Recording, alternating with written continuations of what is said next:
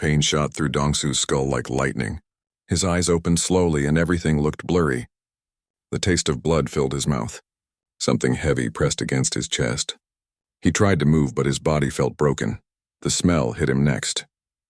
Burning metal and something worse. Something that made his nose burn and his eyes water. He blinked hard and tried to focus. Above him, twisted metal hung like broken teeth. Sparks fell from damaged wires. This was not the clean white ceiling of the ship's medical bay. Dongsu remembered now. The solar flare. The alarm screaming. The ship spinning out of control. Captain Lee shouting orders that nobody could follow because the controls were dead. Then the crash. He pushed the metal beam off his chest and sat up. His whole body hurt, but nothing felt broken. Blood dripped from a cut on his forehead. He wiped it away with his sleeve and looked around. The survey ship Eternal Dawn was destroyed. The hull had split open like a cracked egg. Equipment was scattered everywhere. Chairs hung upside down from the ceiling. The main computer screen flickered with error messages before going dark forever. "Hello?" Dongsu called out. His voice sounded strange in the broken ship. "Is anyone alive?" A groan came from somewhere to his left. Dongsu crawled over broken glass and twisted metal toward the sound. He found Hanul trapped under a fallen cabinet. Her leg was bent at a bad angle, but her eyes were open. "Dongsu," she whispered. "What happened?" "We crashed," he said. He lifted the cabinet off her leg. She cried out in pain but tried to sit up. "Can you move?" Hanul tested her leg carefully. "It hurts, but I think it's just bruised." "Where are we?" Dongsu looked through a hole in the ship's wall. Outside, the ground was black and cracked. Yellow gas rose from cracks in the rocks. In the distance, mountains glowed red against a dark sky. Lightning flashed in purple clouds. "Not anywhere good," he said. They heard another voice calling for help. Together they found Wu Jin pinned under the pilot's seat. His arm was clearly broken, hanging at a wrong angle. But he was awake and talking. "The emergency beacon," Wu Jin said as they helped him stand. "Did it activate?" Dongsu checked the control panel. Most of it was destroyed, but one small screen still worked. Red letters blinked. "Emergency beacon offline, atmospheric interference detected." "The signal can't get through," Dongsu said. "Something in the air is blocking it." Hanul limped to what was left of the ship's sensors. "The atmosphere here is mostly sulfur dioxide and hydrogen sulfide. That's poison gas. And look at these readings. The air pressure is wrong. The gravity is too heavy. This planet is trying to kill us." Wu Jin sat down hard, holding his broken arm. "How long do we have?" Dongsu checked their supplies. The life support system was failing. Cracks in the hull let the poisonous air leak in slowly. Their emergency air would last maybe 6 hours. Food and water for 4 days if they were careful. "Not long enough," he said. Outside, the wind howled. Yellow gas swirled around the crashed ship like angry spirits. The ground shook every few minutes. In the distance, one of the glowing mountains shot fire into the sky. "Volcanoes," Dongsu said. He was a geologist. He knew what those red glows meant. "We crashed in a volcanic field." "Active ones, and great," Hanul said. She was trying to fix their air filter with broken tools. "Poison air, earthquakes, and volcanoes." "Anything else?" As if the planet heard her, the sky flashed bright white. A wall of purple clouds was moving toward them. Lightning jumped between the clouds like angry snakes. The air grew thick and hard to breathe. "Storm coming," Wu Jin said. "A big one." Dongsu studied the broken landscape through their sensors. The crashed ship sat in a valley surrounded by volcanic peaks. The biggest mountain, at least 10 kilometers high, stood right in front of them. Its top glowed like a giant torch. "We need to get to high ground," he said. "The beacon might work if we can get above this thick air." "High ground?" Hanul laughed, but it wasn't a happy sound. "Dongsu, look outside. Those are active volcanoes. The air is poison. We have broken bones and no climbing gear. So we should just sit here and die?" Dongsu asked. "No, but be realistic. How are we supposed to climb a volcano?" Dongsu was quiet for a moment. He looked at the readings from their geological scanner. The biggest mountain was called Mount Infernus on their star charts. 10 kilometers of loose rock, poisonous gas, and molten lava. No human had ever climbed anything like it. But Dongsu had spent his whole life studying rocks and mountains. He understood how they formed, how they broke, how they could be climbed. This mountain was bigger and more dangerous than anything on Earth, but the basic rules were the same. "The north face," he said finally. "The slope is gentler there. And these old lava flows created natural steps.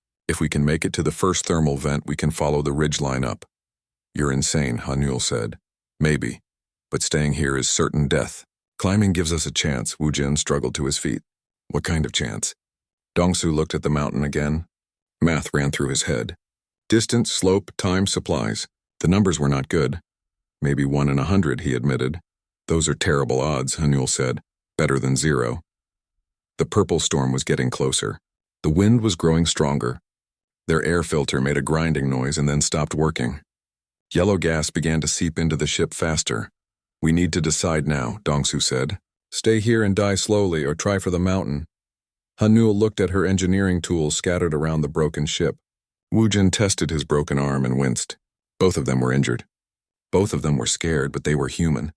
And humans had always done impossible things when their backs were against the wall. What do we need? Hanyul asked. Dongsu smiled for the first time since the crash. Everything we can carry. The climb began at dawn, though dawn on this planet was nothing like Earth. The sky turned from black to dark red as the volcanoes cast their glow through the poisonous clouds. Dongsu led the way, carrying a pack made from ship's fabric. Hanyul followed, her injured leg wrapped tight with medical tape. Wu Jin came last, his broken arm in a makeshift sling. They had worked all night to prepare. Hanyul had built climbing tools from pieces of the ship. Metal pipes became walking sticks. Safety cables were made from electrical wire. She had even created breathing masks from the air filters, though they would not last long against the poison gas. The first part of the climb was the hardest. The ground near the ship was unstable. Black rocks crumbled under their feet. Yellow gas rose from cracks in the earth. Every step might be their last. Dongsu stopped often to check his geological scanner.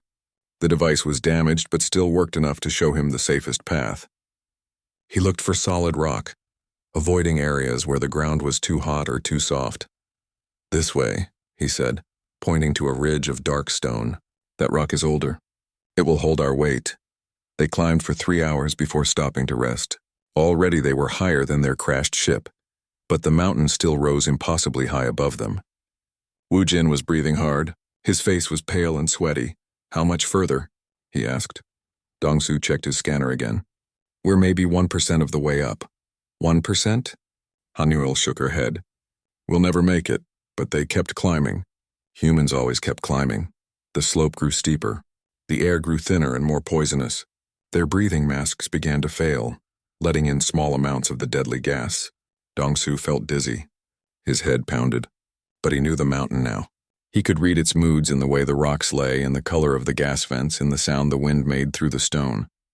By midday, they reached the first thermal vent. Hot water bubbled up from deep in the mountain, creating a small cloud of steam. The water was too hot to touch, but the steam was clean.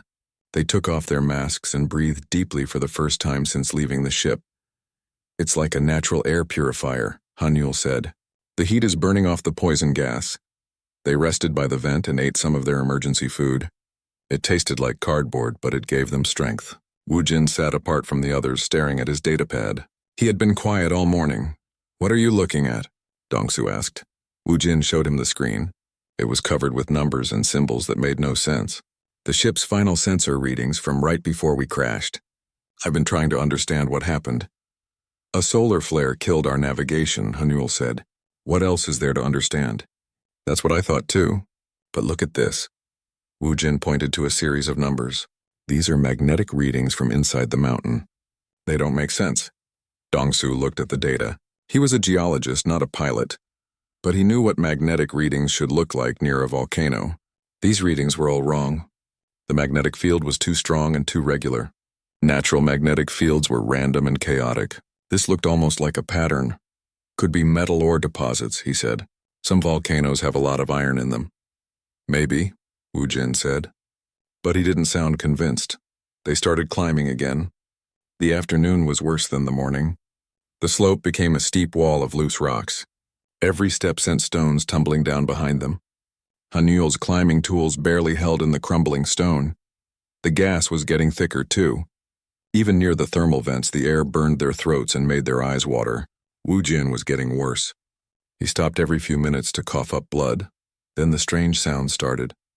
At first, Dongsu thought it was just the wind, a low humming noise that seemed to come from inside the mountain. But as they climbed higher, the sound grew stronger.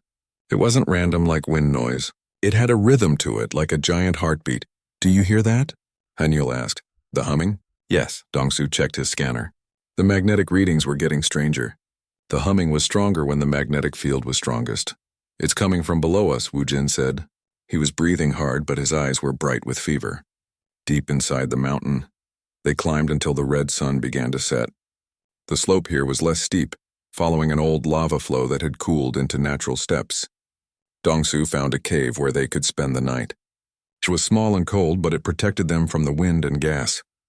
Wu Jin collapsed as soon as they stopped. His breathing was shallow and fast. The poison gas was killing him slowly. "I'm not going to make it," he whispered. "Don't talk like that," Hanyul said, but she was looking at her medical scanner. The readings were not good. Wu Jin grabbed Dongsu's arm. "The coordinates," he said. "In my datapad." "I figured out what they mean." He handed over the device. The screen showed a map of the mountain with a bright red dot marked deep inside the volcanic core. "What is it?" Dongsu asked. "I don't know. But it's big, and it's artificial." Wu Jin coughed up more blood. The magnetic readings, the humming sound. "Something is buried in this mountain. Something that doesn't belong here." "That's impossible," Hanyul said. "This planet has no intelligent life." "The survey said so." "The survey was wrong." Wu Jin's voice was getting weaker. "Or maybe whatever is down there is older than life on this planet.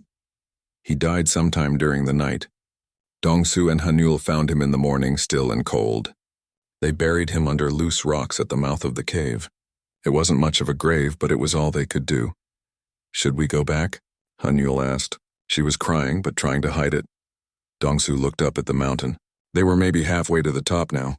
The beacon might work from here, but probably not. They needed to go higher, but now there was something else. The coordinates in Wu Jin's datapad, the humming that grew stronger every hour, the impossible magnetic readings that suggested something artificial buried in the mountain's heart. "No," Dongsu said. "We keep climbing." "Why?" "Wu Jin is dead. I'm getting sick too. The odds are still terrible." "Because we're human," Dongsu said. "And humans don't give up when things get interesting." The humming grew louder as they prepared to leave the cave. Whatever was buried in Mountain Furnace was calling to them. And despite everything, despite the poison air and the impossible climb and the death of their friend, Dongsu found himself eager to answer that call. It was a very human thing to do. The third day of climbing brought them into a different world. Above the poison clouds, the air was thinner but cleaner. Dongsu and Hanyul could breathe without their failing masks. The sky showed strange colors here, purple and green lights that danced like the aurora on Earth. But they were not alone. The first sign was the symbols carved into the rock face. Dongsu almost missed them at first. They looked like natural cracks in the stone. But when he looked closer, he saw the patterns, curved lines that formed complex shapes, symbols that clearly meant something even though he had no idea what.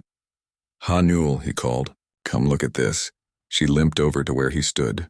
Her leg was getting worse, but she refused to slow down. When she saw the carvings, her eyes went wide. "Those aren't natural," she said. "No, they're not."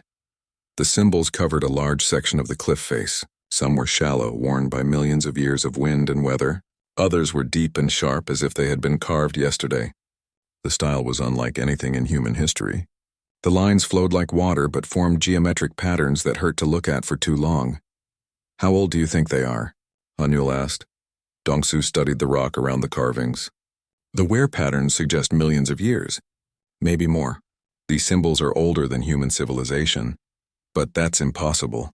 The planetary survey said no intelligent life ever evolved here. The survey was wrong about a lot of things." They climbed past the symbol wall and found more surprises. Stone platforms cut into the mountainside, tunnels that led deep into the rock, though they were blocked by fallen stones. Everywhere they looked, they found signs of intelligence, of purpose, of something that had been here long before humans ever left Earth. The humming was much stronger now. It seemed to come from all around them, as if the mountain itself was singing. The sound made their bones vibrate. It made their teeth ache, but it also made them want to keep climbing. "It's getting louder," Hanyul said. She had to shout to be heard over the noise. Dongsu checked Wu Jin's datapad. The coordinates were still far below them, deep in the mountain's core. But his geological scanner was picking up more strange readings. The magnetic field here was so strong it was affecting their equipment. The scanner's display flickered and showed impossible readings. 2 kilometers down, he said. Whatever is making that sound is 2 kilometers straight down from here. Inside the magma chamber? It must be. Nothing else could survive down there. They found shelter that night in one of the ancient tunnels. Someone or something had carved it smooth. The walls showed more symbols and they glowed faintly in the dark. The glow was not from any light source Dongsu could identify. The symbols themselves seemed to produce the soft blue radiance. "This is incredible," Hanul whispered. "A lost civilization, right here on this dead planet." "Maybe not so dead," Dongsu said. They tried to sleep, but the humming made it difficult. The sound seemed to get inside their heads. It gave them strange dreams. In the dreams, they walked through vast corridors filled with the glowing symbols. They saw massive machines that they somehow understood, even though the technology was completely alien. In the dreams, they heard voices, not speaking any human language, but somehow they understood every word. "The inheritors have come," the voices said. "The testing begins." Both of them woke up at the same time, gasping and confused. "Did you dream about the voices too?" Hanul asked. "Yes, how is that possible?" "I don't know. Maybe the humming is doing something to our brains." Hanul was getting sicker. The poison gas from lower on the mountain had damaged her lungs. She coughed constantly and moved more slowly every hour, but she refused to give up. With her engineer's knowledge, she began studying the glowing symbols. "They're not just decorations," she said. "Look at this pattern. It's like a circuit diagram. Or maybe a map." She was right. The more Dongsu looked at the symbols, the more they seemed to make sense. Not the individual marks, but the way they connected to each other, like a vast network spreading through the entire mountain. "It's showing us something," he said. "The whole mountain is covered with these symbols. They're all connected. Connected to what? To whatever is buried in the core." Hanul worked through the night using her engineering tools to map the symbol patterns. Despite her sickness, her mind was sharp. She began to understand the connections. The symbols were like a giant antenna, focused on the buried object 2 kilometers below. "It's not just making the humming sound," she said. "It's receiving it. The whole mountain is designed to channel some kind of signal." "What kind of signal?" "I think it's a test. The symbols, the humming, even the climb itself. Someone built this as a challenge." Dongsu looked at her scanner readings. "A challenge for who?" "For anyone brave enough or crazy enough to climb an active volcano to get here." The 4th day brought them to the mountain's upper reaches. The slope was gentler here, but the air was so thin they could barely breathe. Every step was an effort. Hanul collapsed twice, but each time she forced herself to get up and keep going. The humming was now so loud it was painful. Their ears bled from the sound pressure, but they also began to understand it better. It wasn't random noise, it was information. Complex patterns of sound that carried meaning. "It's trying to communicate," Hanul said. "The signal is getting stronger because we're getting closer to the source." "Communicate what?" "I think it's testing us, seeing if we're worthy of something." "Worthy of what?" Hanul pointed to her scanner. It showed the coordinates from Wu Jin's data pad, now almost directly below them. "Of whatever is down there." That night they reached a plateau near the mountain's peak. The humming was so intense here that they could feel it in their bones. Their equipment was barely working. The magnetic field was stronger than anything ever recorded. But they could also feel something else, a presence, an intelligence watching them from deep in the mountain. It felt ancient and vast and patient. It had been waiting here for millions of years, waiting for someone to pass its test. "We need to go down," Dongsu said. "Into the mountain. Into an active volcano? That's suicide." "Maybe. But staying up here won't tell us what's calling to us." Hanul was quiet for a long time. She looked at her failing equipment, at her own sick body, at the impossible task ahead of them. Any rational person would turn back now. Any sane species would call this mission a failure and go home. But they were human. And humans had never been entirely rational or sane. "How do we get down there?" she asked. Dongsu smiled. "Very carefully." Hanul spent her last hours building the impossible. Using pieces from their emergency equipment and parts of the ship's hull they had carried up the mountain, she created something that might keep Dongsu alive during a descent into hell. "Heat-resistant plating from the ship's exterior," she explained, her voice weak from sickness. "Emergency cooling units to regulate temperature, and this oxygen recycler should give you about 30 minutes of breathable air. The device looked like a metal coffin with crude controls welded to the side. It was ugly and dangerous and probably wouldn't work, but it was the best they could do with broken equipment and no time. 30 minutes isn't very long, Dong-su said. It's what we have. Hanyul coughed up blood and wiped it away. The lava flow patterns show a natural tube system about half a kilometer down. If you can ride the cooled lava flows down to that level, you might find a way into the caverns. Might? This is insane, Dong-su. I'm an engineer, not a miracle worker. The odds of this working are practically zero. But not actually zero. No, not actually zero. They worked together to position the makeshift pod at the edge of a lava channel. The molten rock flowed slowly here, moving at maybe 10 kilometers per hour. If Dong-su could get the pod into the flow at the right angle, it might carry him down into the mountain's core. It was the most dangerous plan either of them had ever heard. I should be the one going, Hanyul said. I understand the engineering better. You can barely stand. And someone needs to stay here to guide rescue teams if they ever come. Rescue teams won't come if you die down there. Then I won't die. Hanyul smiled sadly. Promise me something. If you find whatever is making that humming sound, don't just poke it with a stick. Try to be scientific about it. I promise to be as scientific as possible while falling into a volcano. They both knew she was dying. The poison gas and the thin air had damaged her lungs too badly. She would not live to see any rescue team, but she worked anyway, making final adjustments to the pod's controls. The cooling system will only work for about 20 minutes, she said. After that, you'll start to cook, and the magnetic interference down there will probably kill your communications, so I'll be flying blind into an active volcano with no way to call for help. That's about right. Sounds like a typical Tuesday for humans, Hanyul laughed. But it turned into another coughing fit. When it passed, she was weaker than before. I won't be here when you come back up. I know. Find out what's down there. Make this crazy climb worth something. Dong-su climbed into the pod. The interior was cramped and hot despite the cooling system. Through the small window, he could see the lava flow glowing like liquid fire. The humming sound was so loud now that it shook the pod's metal walls. Ready? Hanyul asked. No. Do it anyway. She released the restraints. The pod slid down the rocky slope and splashed into the lava flow. Immediately, the temperature readings spiked. The cooling system whined as it tried to keep up with the incredible heat outside. The ride down was like nothing Dong-su had ever experienced. The pod rolled and bounced as it rode the flowing lava. Through the window, he saw a world of fire and molten rock. The walls of the lava tube glowed cherry red. Occasionally, other tubes joined the main flow, creating waterfalls of liquid stone. The humming grew louder and more complex.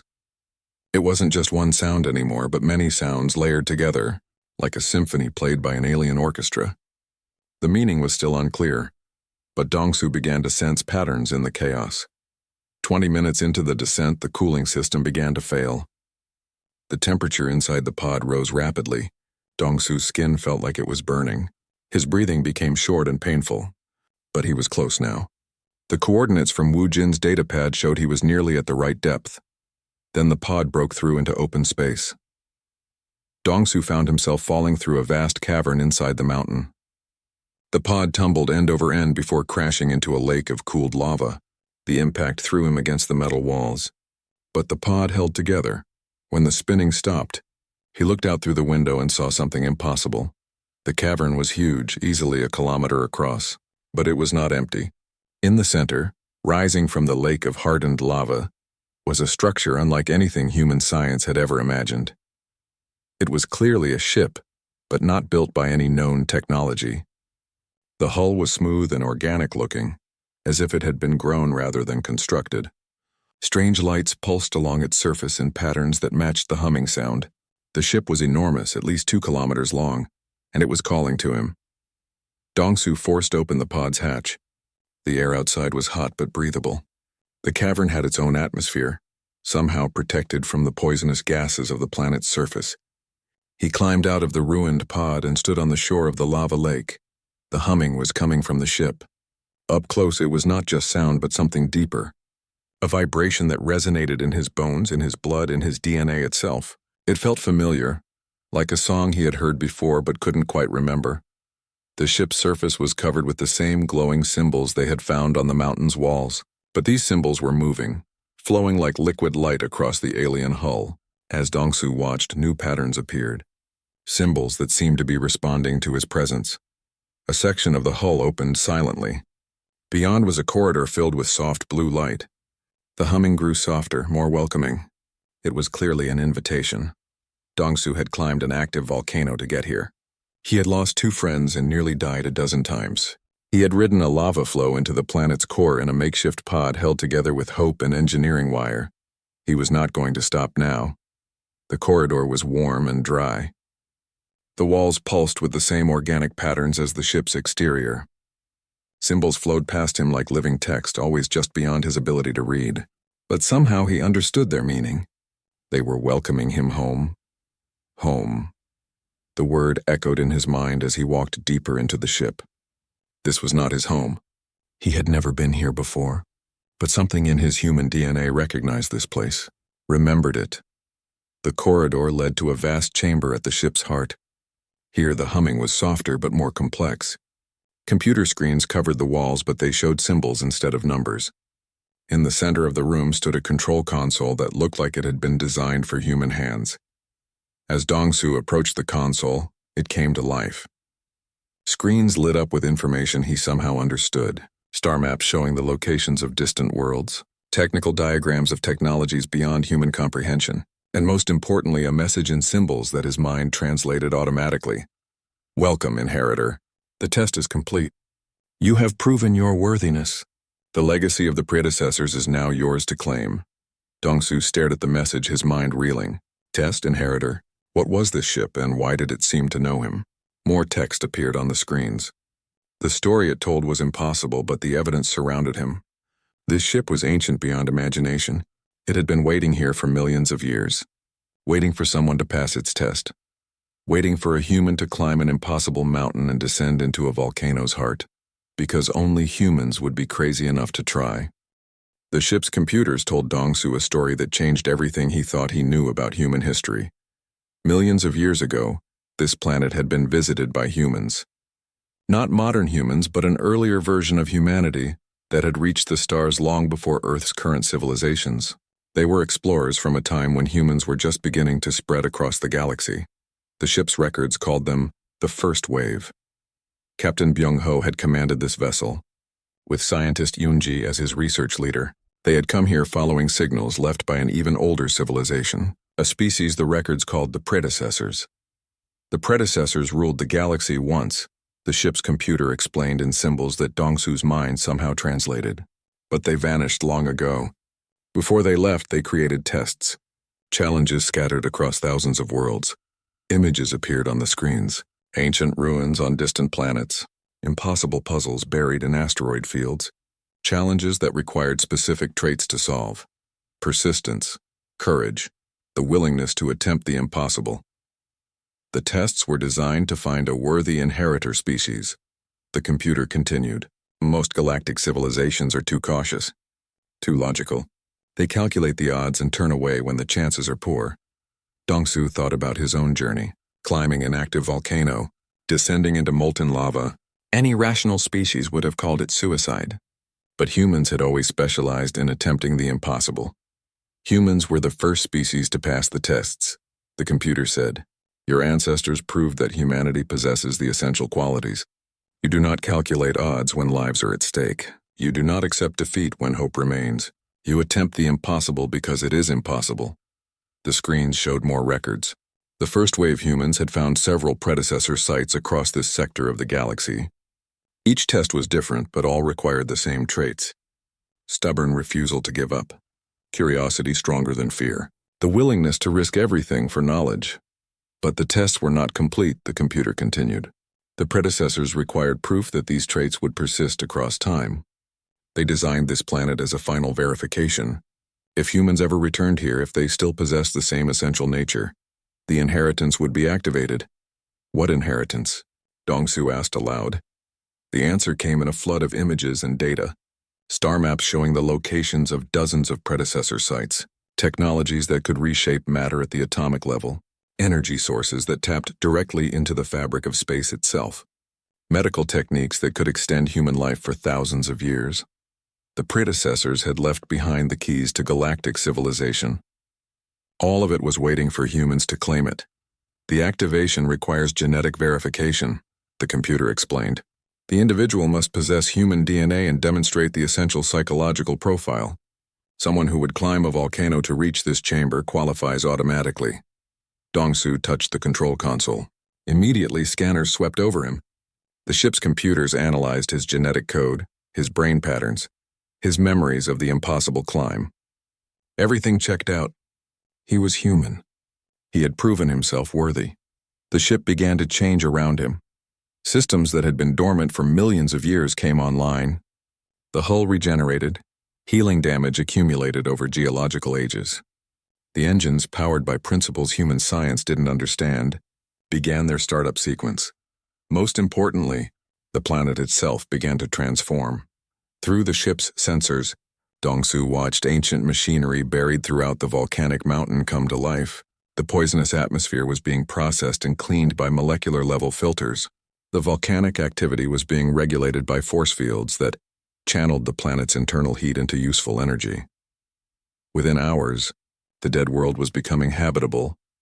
The terraforming systems have been waiting for activation, the computer explained.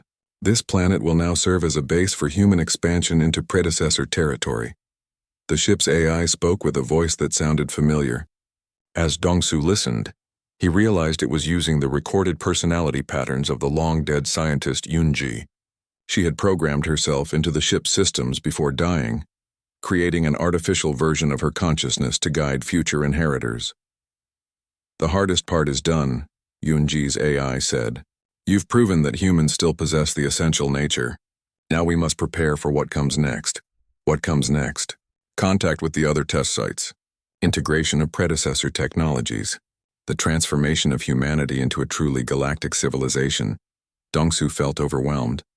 He was just a geologist who had survived a ship crash. How was he supposed to handle the responsibility of transforming human civilization? You won't be alone, the AI assured him. The ship contains detailed instructions, manufacturing systems to build the technologies, communication arrays to contact other human colonies. Everything you need to begin the inheritance process. Through the ship's sensors, Dongsu could see the surface of the planet. The poisonous yellow clouds were clearing. The volcanic eruptions were becoming controlled and regular. Green patches were already appearing as the terraforming systems worked. In orbit, he detected incoming signals. Rescue ships from the nearest human colony, finally able to penetrate the planet's atmosphere now that it was being cleaned. They'll find me, Dongsu said. They'll find much more than that, the AI replied. They'll find the future of human civilization. The ship rose from its lava lake prison. Ancient systems lifted it through the mountain's core and up toward the surface. The volcanic peak opened like a flower, revealing concealed chambers that had been hidden for millions of years. When the rescue ships arrived, they found Dongsu waiting for them in a vessel beyond their understanding. He tried to explain what had happened, but the story was too incredible. A lost human colony from the distant past, an alien test that humanity had unknowingly passed, technologies that would revolutionize everything. The rescue team thought he was suffering from delirium, caused by exposure to the planet's toxic environment. Until their scanners confirmed that the ship was real, that the terraforming was actually happening, that the technologies were functional. Then they understood that everything had changed. Dongsu became the first guardian of the predecessor legacy. The ship's vast databases were carefully studied and translated. The terraforming techniques were applied to other worlds. The advanced technologies were gradually integrated into human civilization. But the most important discovery was the confirmation of something humans had always suspected about themselves. They were different from other species. Not stronger or smarter necessarily, but possessed of a unique psychological profile that made them perfect inheritors of galactic civilization. Other species looked at impossible odds and made rational decisions to avoid risk. Humans looked at impossible odds and asked how they could beat them. Other species calculated the costs of attempting dangerous ventures. Humans calculated the cost of not attempting them. Other species valued survival above all else. Humans valued survival, but they valued discovery and achievement even more. The predecessors had searched the galaxy for millions of years, looking for a species with these traits. They had found only one candidate: humanity. As Dongsu stood on the bridge of the ancient ship, watching human colonies spread across the transformed planet, he thought about Han Yule and Wu Jin. They had died climbing an impossible mountain for impossible reasons, but their deaths had not been meaningless. They had died proving that humans would never stop climbing impossible mountains. They had died proving that humanity was ready to inherit the galaxy. It was the most human thing they could have done, and it was exactly what the predecessors had been waiting for. The galaxy belonged to humanity now, not because they had conquered it, but because they had proven they deserved it, by being willing to climb volcanoes for no better reason than to see what was on the other side, by being stubbornly, irrationally, magnificently human.